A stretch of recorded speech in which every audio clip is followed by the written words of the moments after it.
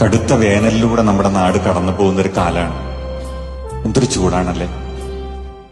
ഈ ചൂടത്ത് എല്ലാ ചെടികളും പൂക്കളും കണ്ണടയ്ക്കുമ്പോൾ ഒരു ചെടി മാത്രം കാര്യമായിട്ട് വിടർന്നു നിൽക്കുന്നുണ്ട്. ബൊഗെയിൻവില്ല. ശ്രദ്ധിച്ചിട്ടില്ലേ? ഇപ്പൊ നിറച്ച് ബൊഗെയിൻവില്ല പൂക്കളുള്ളൊരു കാലാണ്. ഈ ബൊഗെയിൻവില്ല ചെടിക്കൊരു ചരിത്രമുണ്ട്. ഈ ബൊഗെയിൻവില്ല എന്ന് പറയുന്ന ഒരു ജനുസ് കണ്ടെത്തുന്നത് 1767 ഫിലിബർട്ട് കൊമിക്കോ എന്ന് പറയുന്ന ഒരു ഫ്രഞ്ച് ബോട്ടണിസ്റ്റാണ് ഇത് കണ്ടെത്തുന്നത്, ബ്രസീലിലെ റിയോ ഡി ജനീറോയിൽ. ഈ മനുഷ്യൻ ഇത് കണ്ടെത്തിയിട്ട് അതിനിട്ട പേര് ബൊഗെയിൻവില്ല എന്നാണ്. അതെന്താണ് അങ്ങനെ പേരിടാൻ കാരണം? അത് അങ്ങേരുടെ സുഹൃത്തിന്റെ പേരാണ്.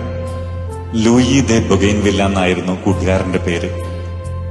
ആ കൂട്ടുകാരന്റെ പേരാണ് ആ ചെടിക്കിട്ട് കൊടുത്തത്, സ്വന്തം പേരല്ല.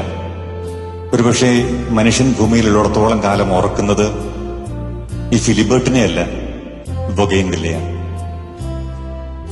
എത്ര വലിയ മനസ്സാണല്ലേ! തന്റെ പേര് അനശ്വരമാകാൻ കാരണമാകുന്ന ഒരു കണ്ടുപിടുത്തത്തിന് തന്റെ സുഹൃത്തിന്റെ പേരിട്ട് കൊടുത്തിട്ട് അവന്റെ നാമം അനശ്വരമാകട്ടെ എന്ന് ചിന്തിക്കുന്ന ഒരു മനുഷ്യന്റെ മനസ്സ്. അതാണ് ബൊഗെയിൻവില്ല എന്ന് പറയുന്ന നമ്മൾ ഇന്ന് കാണുന്ന ആ പൂക്കള്, ആ ചെടി. ഈ ചെടി നമ്മോട് പറയുന്നൊരു കാര്യമുണ്ട്. എന്നിട്ടത് എത്ര കടുത്ത വേനലിലും ചിരിച്ചു നിൽക്കാൻ പഠിക്കുക, എത്ര കടുത്ത നോവിലും നിവർന്നു നിൽക്കുക, ഏതു കടുത്ത വേദനയെയും അതിജീവിക്കുക, ഏതു സങ്കടകാലത്തിനപ്പുറത്തേക്കും പ്രതീക്ഷയോടെ മുന്നോട്ടു പോകാനാകുമെന്ന് മനുഷ്യരെ പഠിപ്പിക്കുക. മനുഷ്യര് പോലും വാടിക്കരിയുന്നൊരു കാലത്ത് ഈ ചെടി ഇങ്ങനെ നിറഞ്ഞ പൂക്കളുമായിട്ട് നിൽക്കുകയാണ്. നമ്മോട് പറയുന്നുണ്ട്, വാടരുത്. ജീവിതത്തിന്റെ പ്രാരാബ്ധങ്ങളിൽ, സഹനങ്ങളിൽ, പരീക്ഷണങ്ങളിൽ, സങ്കടങ്ങളിൽ, വേവുകളിൽ, നോവുകളിൽ വാടരുത്. ജീവിതത്തെ നേരിടണം, പുഷ്പിക്കണം, ചിരിക്കണം, നിവർന്നു നിൽക്കണം.